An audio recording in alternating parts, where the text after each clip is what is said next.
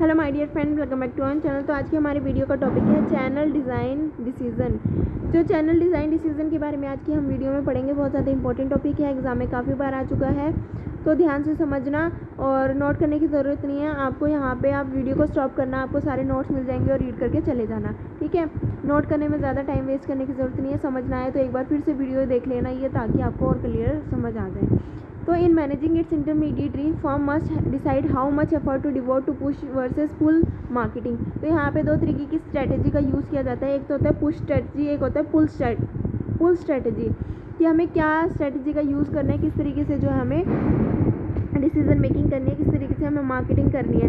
तो पहले आता है हमारा पुश स्ट्रैटेजी। पुश स्ट्रैटेजी क्या मतलब होता है? It involve the manufacturing using it sale force and trade promotion money to induce intermediary to carry promote and sell the product to end users. Push strategy is appropriate where there is low brand loyalty in the category, brand choice is made in the stores, product is an impulse items and product benefit are well understood. तो एक तो होती है हमारी push strategy, ठीक है। उसके बाद आती है हमारी पुल स्ट्रैटेजी। पुल स्ट्रैटेजी के अंदर क्या होता है? It involve a manufacture using advertising and promotion to induce consumers to ask intermediary for the product, thus inducing the intermediary to order it. Pull strategy is appropriate where there is a high brand loyalty and high involvement in category, when people perceive difference between brands and when people choose the brand before they go to the stores. यहाँ पे क्या होता है? पुल strategies में एक company advertisement करती है, promotion करती है अपने प्रोडक्ट की, और कंज्यूमर तक वो प्रोडक्ट के बारे में इंफॉर्मेशन पहुँचाती है, जिससे जो भी प्रमोशन है, जो भी एडवर्टाइजमेंट की इन्फॉर्मेशन कंज्यूमर को मिलती है, तो उस बेसिस पे कंज्यूमर क्या करता है? डिमांड करता है, खुद आता है, ठीक है, इंटरमीडिएटरी के पास, और उनसे डिमांड करते हैं कि भाई हमें इस तरीके की प्रोडक्ट चाहिए। तो इंटरमीडिएटरी डायरेक्टली जो है मैन्युफैक्चर के पास जाते हैं और जो है डिमांड करते हैं इस तरीके की प्रोडक्ट की। लेकिन अगर हम पुश स्ट्रेटजी की बात करते हैं, तो पुश स्ट्रेटजी में जो मैन्युफैक्चरर होता है वो क्या करता है? इंटरमीडिएटरी से डील करता है, सेल फोर्स को यूज़ करता है, ट्रेड प्रमोशन का यूज़ करता है, यानी कि इंटरमीडिएटरीज को कहता है कि प्रमोट करे, अपने शोरूम्स में जो है डिस्प्ले करे इस तरीके के प्रोडक्ट को, ठीक है। तो वहाँ पे जो है पुश स्ट्रेटजी का यूज़ किया जाता है, जहाँ पे लो ब्रांड लॉयल्टी होती है, ठीक है। ब्रांड की चॉइस जो होती है वो कस्टमर कहाँ से करता है? स्टोर में ब्रांड को देख के, प्रोडक्ट को देख के, वहाँ से कस्टमर जो है प्रोडक्ट को चूज़ करता है। उस स्ट्रैटेजी में कस्टमर्स को जो है वो पुश किया जाता है कि वो गुड्स को परचेज़ करें, ठीक है। उसको इन्फॉर्मेशन जो है स्टोर से मिलती है। लेकिन पुल स्ट्रैटेजी की अगर हम बात करते हैं, तो वहाँ पे इन्फॉर्मेशन एडवर्टाइजमेंट के थ्रू, प्रमोशन के थ्रू जो है कस्टमर को मिलती है, और वो जो है खुद जो है ऑर्डर करता है। इंटरमीडिएटरीज को कहता है, होलसेलर को कहता है, रिटेलर को कहता है भाई मुझे इस तरीके का प्रोडक्ट चाहिए। उसके बाद वो जो है मैन्युफैक्चरर से डिमांड करते हैं। इसके बाद आता है हमारा 5 स्टेप्स का यूज़ किया जाता है। फर्स्ट है analysing customer desire services output level. इसके अंदर 5 सर्विस आउटपुट आते हैं। फर्स्ट आता है load size, means number of unit the channel permit a typical customer to purchase on one occasion, की कितना जो है कस्टमर परचेज करना चाहता है एक पर्टिकुलर ओकेजन में। उसके बाद आता है waiting time, average time customer of that channel wait for the receipt of the goods. Customers normally prefer fast delivery channel, यानी कि कितना टाइम जो है कस्टमर उस प्रोडक्ट के लिए वेट कर सकता है। उसके बाद आता है special convenience, means degree to which the marketing channel make it easy for customer to purchase the product, कितना जो है कन्वीनियंटली कंज्यूमर को गुड्स जो है मार्केट में अवेलेबल हो जाता है। उसके बाद आता है product variety, normally customer prefer a greater variety because more choices increases the chance of finding what they need, यानी कि कितनी तरीके की वैरायटी जो है उस पर्टिकुलर प्रोडक्ट के रिलेटेड मार्केट में अवेलेबल है। उसके बाद आता है सर्विस बैकअप। सर्विस बैकअप क्या होता है? Add on services, means credit facility, delivery, installation, repairing, so it provided by the channel. Greater the service backup, greater the work provided by the channel. Marketing channel designer know that providing greater services output means increasing channel cost and higher prices for the customers. So success of discount stores indicate that many customers are willing to accept smaller services output if they can save money. Services backup का मतलब क्या होता है कि कई बार जो है intermediary बहुत सारी सर्विसेज को प्रोवाइड करते हैं, तो उन सर्विसेज को प्रोवाइड करने में बहुत ज़्यादा कॉस्ट आ जाती है। तो कस्टमर्स क्या कहते हैं कि भाई हम जो है वो कम सर्विसेज में भी चला लेंगे, लेकिन हम जो है ज़्यादा पैसा खर्च नहीं कर सकते। इसके बाद आता है हमारा सेकंड पॉइंट। फर्स्ट पॉइंट हमने क्या था? Load size. लोड का साइज़ क्या मीन्स, इसके अंदर हमने पढ़ा था कि analysing customer desire services output level की किस तरीके की कस्टमर को सर्विसेज प्रोवाइड की जा रही है। तो इसमें था लोड साइज़ की कस्टमर कितनी रिक्वायरमेंट कितनी डिमांड करता है एक बार में, उसके बाद एक कस्टमर उस पर्टिकुलर प्रोडक्ट के लिए कितना टाइम वेट कर सकता है, कितनी कन्वीनियंटली कस्टमर्स को जो है प्रोडक्ट ईजिली अवेलेबल हो जाता है, उस पर्टिकुलर ब्रांड में किस तरीके की कॉम्पिटिटर्स है, किस तरीके की प्रोडक्ट वैरायटी कस्टमर को अवेलेबल है। ठीक है, अब उसके बाद आता है सर्विस वैकर। इसमें कहा गया कि कस्टमर जो है कम से कम प्राइस देने के लिए तैयार है और वो सर्विसेज के साथ जो है वो कॉम्प्रोमाइज़ करने के लिए तैयार है, कि वो चाहते हैं कि कम सर्विसेज हम अवेलेबल कर लेंगे अगर हम पैसा बचा सकें तो। उसके बाद आता है establishing objective and constant means effective planning require determining which market segment to serve and the best channel to use in each cases. कौन से चैनल को जो है सर्व करना चाहिए, कौन सा चैनल एक कंपनी को यूज़ करना चाहिए। Means channel objective vary with product categories, जैसे कि हमने प्रोडक्ट के बारे में पढ़ा था, प्रोडक्ट अगर पेरिशेबल है, बल्कि प्रोडक्ट है, टेक्निकल प्रोडक्ट है, तो इन सारे केसेस में हमें ध्यान में रखना होगा कि प्रोडक्ट किस तरीके का है, उसके अकॉर्डिंग हम जो है वो एक बेस्ट चैनल को चूज़ करते हैं। Perishable product require more direct marketing, बल्कि product such as building material require channel that minimize the shipping distance and amount of handling. Non standardize product such as custom built machinery specialized business firm are sold directly by the company sales representative. Product requiring installation, maintenance, ठीक है, and heating and cooling system are usually sold and maintained by the company or by the franchisee dealers. High unit value products such as generators, turbines are often sold through a company sales force rather than intermediaries. तो यहाँ पे यही है कि एक company का क्या objective है और किस तरीके की प्रॉब्लम जो है कंपनी को फेस करनी पड़ती है जब डिस्ट्रीब्यूशन ऑफ चैनल को यूज़ करती है। तो ये देखती है कि कंपनी का प्रोडक्ट किस तरीके का है, ठीक है, मार्केट कंसिडरेशन को ध्यान में रखती है, कंपनीज के कंसिडरेशन को ध्यान में रखती है। इसके बाद आता है हमारा channel design must take into account the strength and the weakness of the different type of intermediaries. Different intermediaries की क्या स्ट्रेंथ है, क्या वीकनेस है। Channel design is also influence by the competitor channel. Competitor हमारा कौन सा channel use कर रहा है उस पर भी डिपेंड करता है कि हमें किस तरीके का चैनल डिज़ाइन चूज़ करना चाहिए। Channel design must adopt to the larger environment when economic conditions are depressed. Producer want to move their goods to market using shorter channel and without services that add to the final price of the goods. उसके बाद आता है कि हमारा जो environment है वो किस तरीके का, अगर इकोनॉमी में डिप्रेशन की सिचुएशन चल रही है तो उस समय जो है हम लार्जर चैनल का यूज़ नहीं कर सकते, हम ज़्यादा अच्छे से अच्छी सर्विस प्रोवाइड नहीं कर सकते, हम कम से कम प्राइस में कस्टमर को जो है ईजिली गुड्स देना चाहेंगे। कुछ लीगल रेगुलेशंस है, रिस्ट्रिक्शन है जो क्या करती है, जो चैनल डिज़ाइन को अफेक्ट करती है। उसके बाद आता है आइडेंटिफाइंग मेजर चैनल अल्टरनेटिव्स। बहुत सारे अल्टरनेटिव्स है, उनको हम क्या करना है, आइडेंटिफाई करना है कि कौन सा चैनल हमें चूज़ करना है। Company can choose from a wide variety of channel for reaching customers from sale force to agent, distributor, dealer, direct mail, telemarketing and the internet. So each channel has its unique strength and weaknesses. हर एक channel की अपनी strength होती है, अपनी weaknesses होती है। Sale force can handle complex product and transactions but they are expensive. The internet is much less expensive but it can't handle complex product. Distributor can create sales but companies lose direct contact with customer. Problem is further complicated by the fact that most companies now use a mix of channel. अब क्या होता है, अलग अलग situation आती है, तो आप ऐसे जो है इसको पैराग्राफ में मत लिखना, इसको पॉइंट में लिखना ताकि और जो है टीचर अट्रैक्ट हो जाए, क्योंकि टीचर जो है वो पॉइंट्स में ज़्यादातर चीज़ें प्रेफर करता है। फर्स्ट पॉइंट में लिखना कि सेल्स फोर्स क्या कर सकती है, कॉम्प्लेक्स प्रोडक्ट को हैंडल कर सकती है, ट्रांजैक्शन को हैंडल कर सकती है, लेकिन सेल फोर्स बहुत ज़्यादा एक्सपेंसिव है। अगर हम बात करते हैं, अगर हम इंटरनेट का यूज़ करते हैं सेल करने के लिए, तो ये एक्सपेंसिव तो नहीं है लेकिन ये कॉम्प्लेक्स प्रोडक्ट को हैंडल नहीं कर सकता। थर्ड पॉइंट, अगर हम जो है वो सेल्स डिस्ट्रीब्यूटर क्या करते हैं, सेल्स तो क्रिएट कर लेते हैं, अगर हम मिडल मैन का यूज़ करते हैं, इंटरमीडिएटरी का यूज़ करते हैं, ज़्यादा से ज़्यादा लॉन्ग चैनल का यूज़ करते हैं, तो सेल्स तो इससे हमारी बढ़ जाती है, लेकिन कंपनी का जो कंट्रोल है वो ख़त्म होता जाता है। कंपनी का जो कंट्रोल है कस्टमर से वो हटता जाता है, क्योंकि कंपनी को इन्फॉर्मेशन ज़्यादा नहीं मिल पाती। उसके बाद आते हैं कि एक कंपनी जो है इन प्रॉब्लम की वजह से किसी एक पर्टिकुलर चैनल को यूज़ ना करके चैनल मिक्स का यूज़ करती है, बहुत सारी चैनल्स को जो है वो यूज़ करती है। सो channel alternative is describe by the 3 element. Channel alternatives को जो है वो 3 एलिमेंट के साथ हम डिस्क्राइब कर सकते हैं। फर्स्ट है types of available business intermediary, किस तरीके की इंटरमीडिएट बिजनेस को अवेलेबल हो रहे हैं मार्केट में। सेकंड आता है number of intermediaries needed terms, ठीक है, कि क्या टर्म्स और कंडीशन उनकी है। थर्ड आता है responsibility of each channel member की, हर एक चैनल मेंबर को अगर हम चूज़ कर रहे हैं तो हर एक चैनल मेंबर की क्या रिस्पॉन्सिबिलिटी बनती है।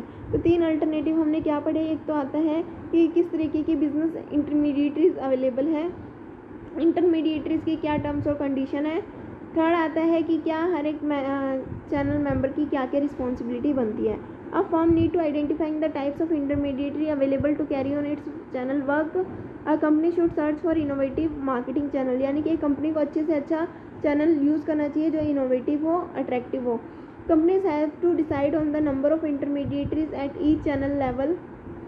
3 strategy must be adopted for this purpose, कि हर एक चैनल लेवल में कितने इंटरमीडिएटरीज होने चाहिए, ठीक है। इसके लिए कंपनी जो है वो 3 टाइप्स की स्ट्रेटेजी का यूज़ करती है। एक्सक्लूसिव डिस्ट्रीब्यूशन, सेलेक्टिव डिस्ट्रीब्यूशन और इंटेंसिव डिस्ट्रीब्यूशन। सबसे पहले हम देखते हैं एक्सक्लूसिव डिस्ट्रीब्यूशन क्या होता है। It means severally limiting the number of intermediaries. It is used when the producer want to maintain control over the service level and output offered by the reseller. By granting exclusive distribution, that producer hope to obtain more dedicated and knowledgeable selling. तो exclusive distribution का मतलब क्या होता है, यहाँ पे limited number of intermediaries का use किया जाता है ताकि जो मैन्युफैक्चर या प्रोड्यूसर है वो क्या कर सके, कस्टमर पे कंट्रोल रख सके। मीन्स कि किस तरीके के आउटपुट को वो ऑफर कर रहे हैं, किस तरीके की लेवल ऑफ सर्विसेज वो कस्टमर को दे, ठीक है। इसके बाद आता है हमारा सेलेक्टिव डिस्ट्रीब्यूशन। सेलेक्टिव डिस्ट्रीब्यूशन कब यूज़ किया जाता है। It involve the use of more then a few but less than all of the intermediaries who are willing to carry a particular product. It is used by established companies and new companies who are seeking distributors. The company does not have to worry about too many outlets. It can gain adequate market coverage with more control and less cost than intensive distribution. Disney sells its video through 5 different channels. Movie rental stores like Blockbuster, company proprietary retail stores called Disney stores, retail stores like Best Buy, online retail like Amazon.in, Disney own online Disney stores, Disney catalogs and other catalog sellers. So these varied channels offer Disney maximum market coverage and enable the company to offer its video at a number of price points. तो यहाँ पे कहा गया selective distribution. एक company क्या करती है, selective person को, सेलेक्टिव इंटरमीडिएटरीज को सेलेक्ट करती है और वो क्या करते हैं, फिर उसके प्रोडक्ट को डिस्ट्रीब्यूट करते हैं। तो it involve the use of more than and a few but less than all of the intermediaries who are willing to carry a particular product. हर एक इंटरमीडिएटरीज मान लो एक कंपनी के प्रोडक्ट को कैरी ऑन करना चाहते हैं, सेल करना चाहते हैं, लेकिन कंपनी कुछ ही इंटरमीडिएटरीज को सेलेक्ट करती है, ठीक है। So it is used by established companies and new companies who are seeking distributor. Company does not have to worry about too many outlet. Company ज़्यादातर आउटलेट को सेलेक्ट नहीं करती, ज़्यादातर इंटरमीडिएटर को सेलेक्ट नहीं करती, कुछ ही डिस्ट्रीब्यूटर को सेलेक्ट करती है ताकि जो है वो ज़्यादा से ज़्यादा मार्केट को कवर कर सके, ज़्यादा से ज़्यादा कंट्रोल रख सके और कम से कम जो है वो कॉस्ट आए। तो आई होप आप समझ गए होंगे एक्सक्लूसिव डिस्ट्रीब्यूशन और सेलेक्टिव डिस्ट्रीब्यूशन क्या होता है। एक्सक्लूसिव डिस्ट्रीब्यूशन में जो इंटरमीडिएटरीज होते हैं वो लिमिटेड होते हैं, जिसकी वजह से कंपनी क्या कर सकती है, ज़्यादा से ज़्यादा कंट्रोल कर सकती है अपने सर्विस लेवल पे और जो भी आउटपुट ऑफर किया जा रहा है उन सब चीज़ों पे। और उसके बाद आता है सेलेक्टिव डिस्ट्रीब्यूशन, जिसमें हमने ये पढ़ा कि एक कंपनी क्या करती है, ज़्यादा नहीं कुछ ही चैनल ऑफ डिस्ट्रीब्यूशन को सेलेक्ट करती है जिससे कि कंपनी लार्जर मार्केट को कवर कर सके, ज़्यादा से ज़्यादा कंट्रोल रख सके और जो कॉस्ट है वो भी कम आए। इसके बाद आता है हमारा इंटेंसिव डिस्ट्रीब्यूशन। इंटेंसिव डिस्ट्रीब्यूशन का मतलब क्या होता है, it consist of manufacturer who are placing the goods और services is as many outlet as possible. Means this strategy is generally used for items such as tobacco products, soaps, snacks, foods, guns, product for which the consumer require a greater deal of locations convenient. Manufacturers are constantly tempered to move from exclusive or selective distribution to intensive to increase coverage and sales. यहाँ पे ज़्यादा से ज़्यादा जो है इंटरमीडिएटरीज़ का use किया जाता है ताकि ये कंपनी अपने सेल्स को बढ़ा सके और ज़्यादा से ज़्यादा एरियाज़ को कवर कर सके। यहाँ पे कंपनी ज़्यादा से ज़्यादा कंट्रोल पे कंसिड्रेशन नहीं करती। इसके बाद आता है हमारा next point, determine terms and responsibility of channel member. ये जो भी हमारे चैनल मेंबर्स हैं उनकी टर्म्स और रिस्पॉन्सिबिलिटी क्या है। Producer must determine the right and responsibility of the participating channel members. Each channel member must be treated respectfully and given the responsibility to be profitable. इसमें कहा गया कि जितने भी चैनल मेंबर है हर किसी को जो है रिस्पेक्टफुली ट्रीट किया जाए। और सेकंड पॉइंट ये कहता है कि उनकी रिस्पॉन्सिबिलिटी क्या बनती है कि ज़्यादा से ज़्यादा प्रॉफिट जो है वो अर्न किया जाए, उनको भी जो है प्रॉफिट अर्न करने दिया जाए, जो है उनको। Element in the trade relation mix are price policy, conditions of sales, क्या प्राइस पॉलिसी होगा, किसको किस रेट पे सेल करना है, सेल करने की क्या कंडीशन है, किस टेरिटरीज में आप इन गुड्स को सेल कर सकते हो, और क्या स्पेसिफिक सर्विसेज जो है वो परफॉर्म की जाएगी इनके द्वारा। तो टर्म्स और रिस्पॉन्सिबिलिटी क्या होती है each and every channel member की, उसके बारे में डिस्कस किया जाता है। प्राइस पॉलिसी की अगर हम बात करें तो it call for the producer to establish a price list and schedule of discount and allowances that intermediary see as equitable and sufficient. एक प्राइस लिस्ट को जो है वो दिया जाता है इंटरमीडिएटरीज को कि डिस्काउंट प्रोवाइड किया जाता है, अलाउंसेस दिए जाते हैं इंटरमीडिएटरीज को, ठीक है। कई बार इक्वल दिया जाता है और सफिशिएंटली जो है उनको डिस्काउंट और अलाउंसेस दिए जाते हैं। उसके बाद आता है condition for sale, it refer to payment terms and producer guarantees. Most producer distribution channel grant cash discount to distributor for early payment. Producer must also grant distributor against defective merchandise और price decline, guarantee against price decline, give distributor and incentives to buy larger quantities. अब क्या होता है, मान लो कई बार ऐसी situation आती है किसी पर्टिकुलर प्रोडक्ट के प्राइस कम हो जाते हैं, तो इस समय इससे क्या होता है, हमारे जो सेलर होते हैं उनको रिस्क रहता है, इंटरमीडिएटरी को रिस्क रहता है। मान लो अगर हम लार्जर क्वांटिटी में परचेज़ करते हैं और फ्यूचर में इसके प्राइस कम होते हैं तो उनको लॉस होगा। तो इस समय कंपनी ये कहती है कि आप हमसे ले जाओ, अगर फ्यूचर में प्राइस कम होंगे तो जितना भी पैसा होगा वो हम आपको दे देंगे। तो इस चक्कर में वो लार्जर क्वांटिटीज़ में जो है वो ख़रीद लेते हैं, परचेज़ कर लेते हैं। साथ ही साथ एक मैन्युफैक्चर क्या करता है, कैश डिस्काउंट देता है उन डिस्ट्रीब्यूटर को जो कैश में क्या करते हैं, परचेज़ करते हैं कंपनी से, मैन्युफैक्चर से। थर्ड ये कहता है कि डिस्ट्रीब्यूशन टेरिटरी राइट, कि कहाँ पे जो है वो गुड्स को सेल किया जाता है, किन टेरिटरीज में सेल कर सकते हैं। Define the distribution territory and the terms under which the producer will franchises other distributor normally accept to receive full credit for all the sales in their territory whether or not they did the selling, ठीक है। उसके बाद होता है mutual service and responsibility, it must be carefully spelled out specially in franchise and exclusive agency channel. कई बार क्या होता है, कंपनी फ्रेंचाइजी देती है दूसरी कंपनीज़ को और उसके बदले में क्या लेती है, कमीशन या फिर रॉयल्टी जो है लेती है।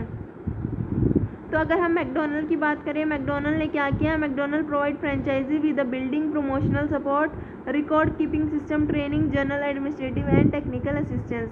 तो म्यूचुअल सर्विसेज, बहुत सारी सर्विसेज मैकडोनल्ड ने क्या किया, जो भी उसकी फ्रेंचाइजी थी उसको एक बिल्डिंग बना के दी, ठीक है, उस तरीके का सेम इंटीरियर होगा। प्रमोशनल सपोर्ट भी अपनी फ्रेंचाइजी को दे रही है, रिकॉर्ड कीपिंग सिस्टम भी प्रोवाइड कर रही है, ट्रेनिंग प्रोवाइड कर रही है, जनरल एडमिनिस्ट्रेटिव और टेक्निकल असिस्टेंस, ये सारी चीज़ें जो है कंपनी अपनी फ्रेंचाइजी को प्रोवाइड कर रही है। उसके बदले में फ्रेंचाइजी क्या करती है, in turn franchiser are expected to satisfy company standard regarding physical facility, cooperated with new promotional program, furnished requisites information and buy supplies from specific vendor। अब इसके बदले में फ्रेंचाइजी क्या करती है, जो भी कंपनी की एक्सपेक्टेशन है उनको फुलफिल करती है, ठीक है। जो भी स्टैंडर्ड वो कंपनी चाहती है कि इस तरीके की जो है स्टैंडर्डाइजेशन कंपनी जो है ऑफ़र करे, ठीक है। साथ ही साथ नए जो प्रमोशनल प्रोग्राम है उनमें क्या करें, कोऑपरेट करें, और जो भी रॉ मटेरियल है वो एक स्पेसिफिक वेंडर से जो है परचेज़ करें फ्रेंचाइजी, जिससे भी कंपनी ने कहा है। इसके बाद आता है evaluate the major alternative, each channel alternative need to be evaluated against economical control and adaptive criteria. यानी कि जितने भी अल्टरनेटिव एक कंपनी के पास अवेलेबल होते हैं उन सारे अल्टरनेटिव को कंपनी क्या करती है, इवेल्युएट करती है कि कौन सा डिस्ट्रीब्यूशन चैनल उसको यूज़ करना चाहिए, चैनल डिज़ाइन किस तरीके का होना चाहिए। फर्स्ट है economical criteria, means cost effective होना चाहिए। Each channel alternative will produce a different level of sales and cost, हर एक चैनल जो है वो डिफरेंट लेवल ऑफ सेल्स को प्रोड्यूस करता है और हर एक चैनल की जो है वो अलग अलग कॉस्ट आती है। इसके बाद आता है कंट्रोल और adaptive criteria. Using a sales agency pose the control problem. A sales agency is an independent firm which are seeking to maximize its profit. Agent may concentrate on the customers who buy the most, not necessary those who buy the manufactures goods. यानी कि एक agent जो है वो किस पे concentrate करता है, उन कस्टमर पे कंसंट्रेट करता है जो ज़्यादा से ज़्यादा चीज़ों को परचेज़ करते हैं। ठीक है। Furthermore, agent might not master the technical detail of the company product or handle its promotional material effectively in rapid changing, volatile or uncertain product market. Producer need channel structure and policy that provide higher adaptability. एक company को एक वो channel of distribution choose करना चाहिए जहाँ पे जो intermediary है उनको ज़्यादा नॉलेज है और ज़्यादा इजीली वो क्या कर सके, अडेप्ट कर सके, क्योंकि टेक्नोलॉजी जो है, मार्केट कंडीशन जो है रैपिड वे में चेंज हो रही है। एक बार फिर से हम देख लेते हैं हमने क्या क्या पढ़ा है ताकि हमें क्लैरिटी आए। क्वेश्चन आएगा एग्जाम में, चैनल डिज़ाइन डिसीजन क्या होता है, जिसके अंदर हम दो तरीके की स्ट्रेटजी का यूज़ करते हैं, पुल स्ट्रेटजी और पुश स्ट्रेटजी। पुश स्ट्रेटजी के अंदर जो कंपनी है, मैन्युफैक्चर है, वो क्या करते हैं, पुश करते हैं किसको, इंटरमीडिएटरीज को, रिटेलर्स को, वो ताकि वो डिस्प्ले करे, कंज्यूमर को इन्फॉर्मेशन दे प्रोडक्ट के बारे में और उनको पुश करे कि वो क्या करे, प्रोडक्ट को परचेज़ करे। लेकिन पुल स्ट्रेटजी में क्या होता है, जो कस्टमर होता है वो एडवर्टाइजमेंट के थ्रू, प्रमोशनल टेक्निक के थ्रू जो है इंटरमीडिएटरीज को कहते हैं, होलसेलर को कहते हैं, हम उनको प्रोडक्ट की रिक्वायरमेंट है, बदले में जो इंटरमीडिएटरीज है वो मैन्युफैक्चर के पास जाते हैं और प्रोडक्ट की डिमांड करते हैं। तो ये थी हमारी पुल स्ट्रेटजी और पुश स्ट्रेटजी, जिसके लिए हम जो है 5 स्टेप का यूज़ करते हैं कि कौन सा चैनल सिस्टम हमें जो है, किस तरीके से हमें चैनल सिस्टम जो है वो डिज़ाइन करना चाहिए। इसके लिए 5 स्टेप का यूज़ किया जाता है। जो फर्स्ट स्टेप आता है वो आता है कि analysing the customer desire service output level, की किस तरीके की कस्टमर जो है वो सर्विसेज चाहता है, जिसके अंदर आता है लॉट साइज़ की, कस्टमर जो है वो कितनी डिमांड करता है एक बार में। उसके बाद आता है वेटिंग टाइम की, कस्टमर कितने टाइम तक वेट कर सकता है प्रोडक्ट के लिए।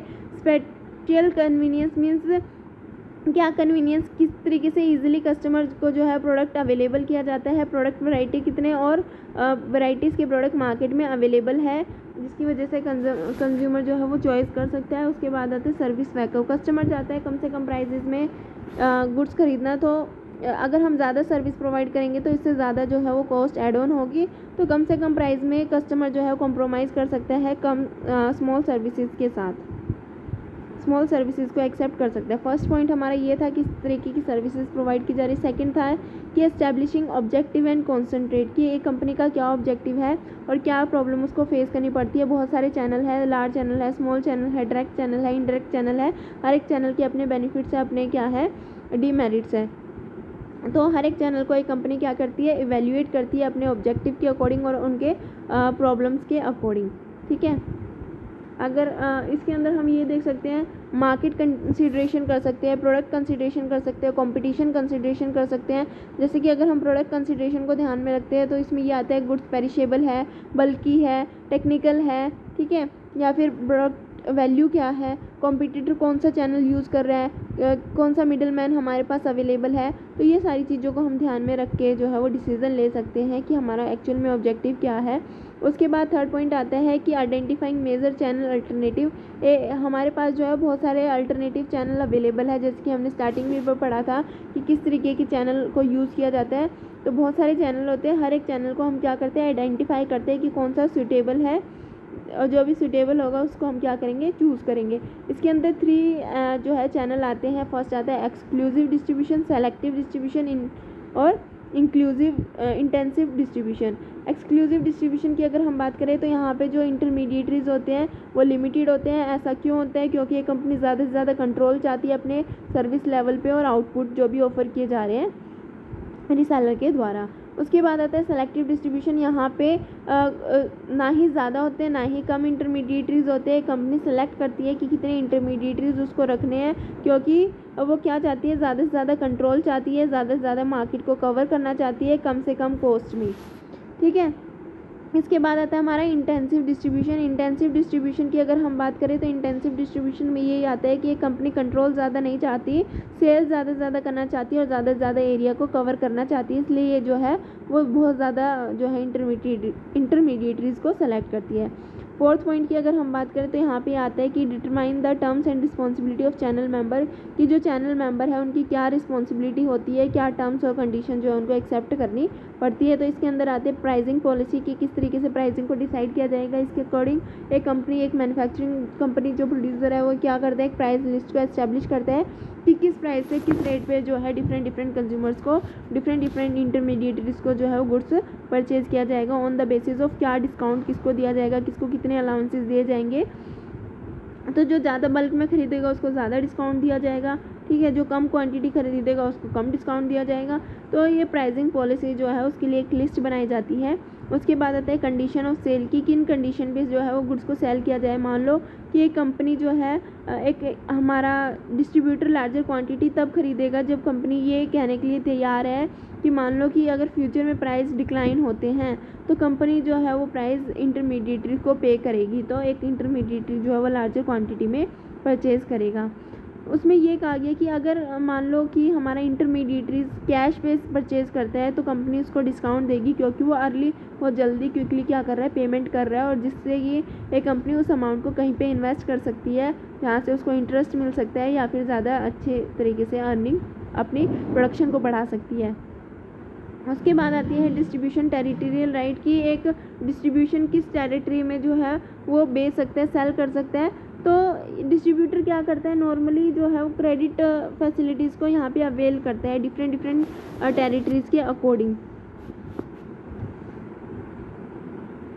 उसके बाद आते हैं mutual services and responsibility. Mutual services and responsibility की अगर हम बात करें तो कई बार कंपनी क्या करती है, अपनी फ्रेंचाइजीज़ को ओपन करती है, वहाँ पे बहुत सारी सर्विसेज जो है वो प्रोवाइड करती है फ्रेंचाइजी को, जैसे कि एक बिल्डिंग प्रोवाइड कर दी, प्रमोशनल सपोर्ट प्रोवाइड कर दिया, ट्रेनिंग प्रोवाइड कर दी, टेक्निकल असिस्टेंस प्रोवाइड करती है। उसके बदले में जो फ्रेंचाइजी है वो क्या करती है कि इन सारी टर्म्स और कंडीशन को एक्सेप्ट करती है। एक स्टैंडर्डाइज जो भी कंपनी ने कहा कि ये स्टैंडर्ड सेट करना है, एक कंपनी की जो प्रमोशनल प्रोग्राम है उसके साथ कोऑपरेट करती है।